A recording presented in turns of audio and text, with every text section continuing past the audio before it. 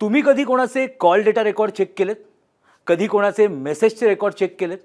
कारण काय होतंय, सध्या CDR कॉल डेटा रेकॉर्ड हा शब्द महाराष्ट्रभर गाजतोय. सामाजिक कार्यकर्त्या अंजली दमानिया यांनी नुकतंच भोंदूबाबा अशोक खरात आणि त्याच्या संपर्कात असलेल्या राजकीय नेत्यांचे CDR माध्यमांसमोर आणले. यावरून चर्चा सुरू असताना प्रत्येकाला हा प्रश्न पडतोय की CDR म्हणजे नक्की काय? त्यात नेमकी काय माहिती असते? तसेच पोलीस एखाद्या केसमध्ये CDR हा कसा मिळवतात? न्यायालयात CDR हा पुरावा ग्राह्य मानला जातो का?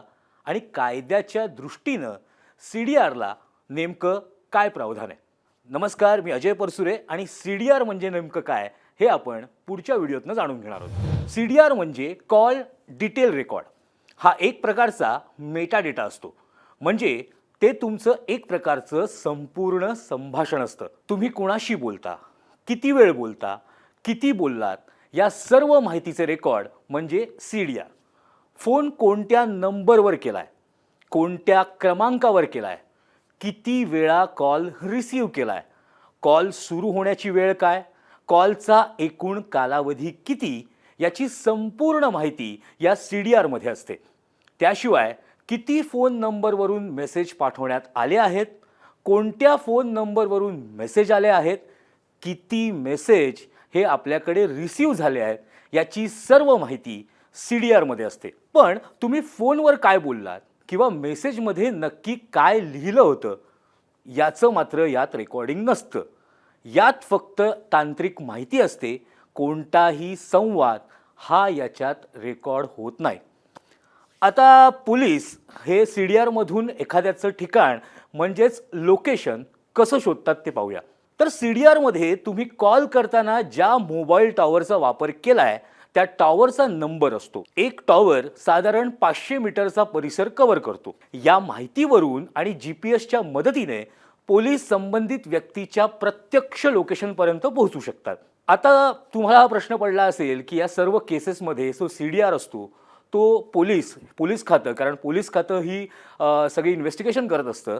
तर पोलीस हा CDR कसा मिळवतात, नेमके त्यांना अधिकार काय आहेत ते आपण समजून घेऊया. कोणीही सामान्य व्यक्ती, तुमच्या आमच्यासारखा कोणताही सामान्य व्यक्ती कोणत्याही नंबरचा, कोणत्याही माणसाचा CDR काढू शकत नाहीत. नियमानुसार SP किंवा DCP रँकचे अधिकारी कोणत्याही केसमधल्या तपासासाठी मोबाईल कंपनीच्या नोडल ऑफिसरकडे याची मागणी करतात. ज्या व्यक्तीचा CDR त्यांना हवा असतो त्या व्यक्तीचा मोबाईल नंबर पोलीस स्टेशनमधील CDR मागवण्याचा अधिकार असलेल्या अधिकाऱ्यांना पाठवला जातो. त्यानंतर अधिकारी संबंधित मोबाईल कंपन्यांना पत्र लिहून संबंधित व्यक्तीच्या CDRची चौकशी करतात. त्यानंतर कंपन्यांकडून संबंधित अधिकाऱ्याला म्हणजे पोलीस अधिकाऱ्याला मेल केला जातो. आता तुम्हाला हा प्रश्न पडला असेल की कोणत्याही सामान्य माणसाला हा CDR मिळू शकतो का? तर त्याचं उत्तर असं आहे की राईट टू प्रायव्हसी ॲक्ट नुसार असा CDR कोणत्याही सामान्य माणसाला मिळू शकत नाही. तरीही काही डिटेक्टिव्ह लोक किंवा काही विमा कंपन्या गैरमार्गाने असा CDR काढतात, तो त्यांच्या माहितीसाठी किंवा मदतीसाठी. मात्र कायद्यानुसार हे अजिबात लीगल नाहीये. आता हा जो CDR आहे ह्याचा पुरावा म्हणून न्यायालयात ग्राह्य मानला जातो का?